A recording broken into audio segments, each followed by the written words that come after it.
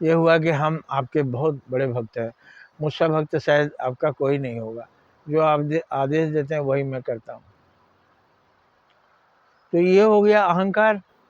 मुझसे बड़ा भक्त कोई नहीं, मुझसे अच्छा कोई नहीं, मुझसे बड़ा धनवान कोई नहीं, मुझसे बड़ा बलवान कोई, यही अहंकार। मैंने अहम, अहम मैंने मैं हूँ और मेरे समान कोई दूसरा नहीं है।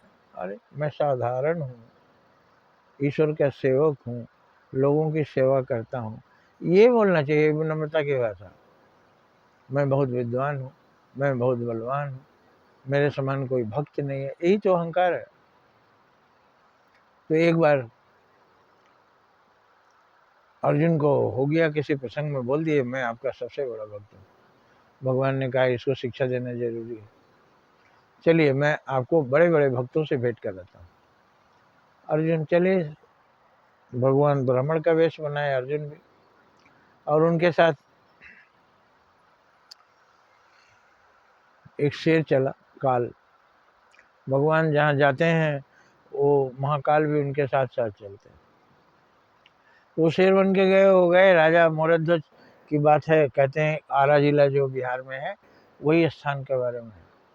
राजा मोरध्वज जो हुए थे वहाँ उनके घर गए, ब्राह्मणों का उन्होंने आदर किया। ब्राह्मण देवता आइए, अगर समय है तो हमारे यहाँ भोजन कीजिए, एक दिन ठहरिए। उन्होंने कहा यहाँ ठहरूंगा, शाम हो गई है, रात्रि में नहीं चलूँगा, लेकिन मेरे लिए भोजन की व्यवस्था करना है। तो शेर के लिए भी भोजन की व्यवस्था करना है। शेर क्या खाएगा भगवान?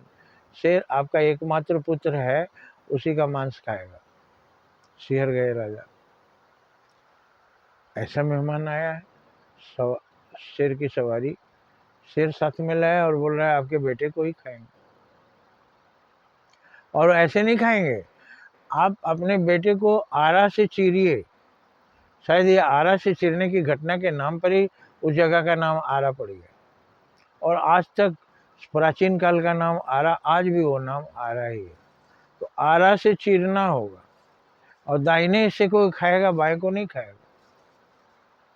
बाएं हिस्सा ले जाइए, आप दफना दीजिए। तो राजा बोले इतना कठिन काम कैसे, मैं अपने बेटे को चीरूंगा आरा से?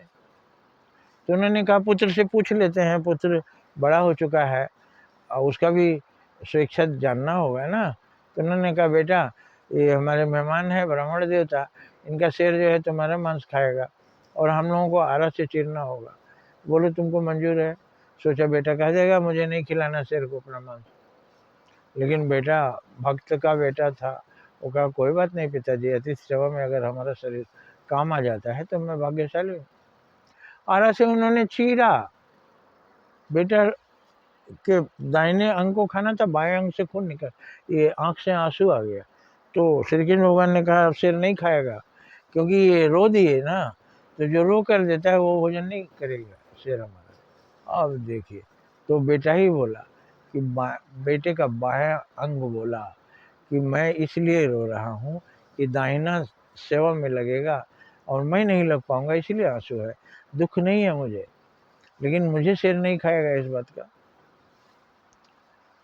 खा लिया, बाया दाहिना भाग बाया भाग वही पड़ा है।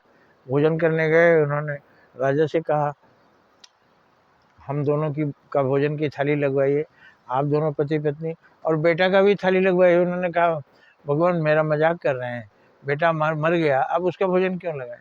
लगाओ राजन, भोजन लगाओ। और उन्होंने एक थाली और लगाया और कहा बेटे को बुलाओ, आओ बेटा खा लो खाना।